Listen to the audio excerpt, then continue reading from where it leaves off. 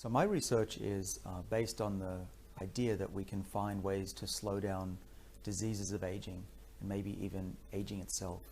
And when I started doing this about 15 years ago, this was considered a crazy idea to find genes that actually control the aging process. But actually now we know there are genes in our bodies.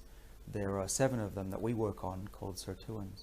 And these genes, we think, control the body's natural defenses against diseases and aging itself. And so the overall theme of my lab's research over at Harvard Medical School is to find ways to tap into our body's natural defenses and turn on these genes that exist in our cells, but they typically don't do a very good job. And so we're trying to make medicines that will turn on these pathways, these very ancient pathways, and boost them in a way that will slow down diseases.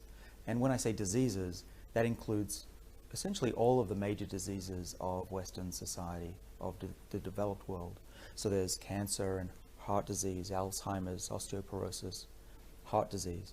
And what we're finding in the lab, by tweaking these sirtuin genes and even some of the drugs that we have in clinical trials, they're able to slow down not just one of these diseases, but actually slow down all of them and even reverse some of them.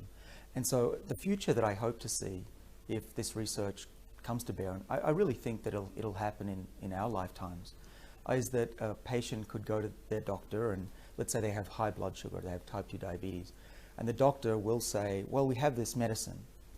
It's a breakthrough medicine, brand new on the market, and it'll bring down your blood sugar. And the patient says, that's great news.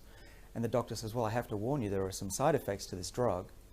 Some of the side effects include you'll be protected against cancer and heart disease and Alzheimer's and osteoporosis, and by the way, your memory will improve. Now that sounds like science fiction, but actually we do this all the time in the lab with animals.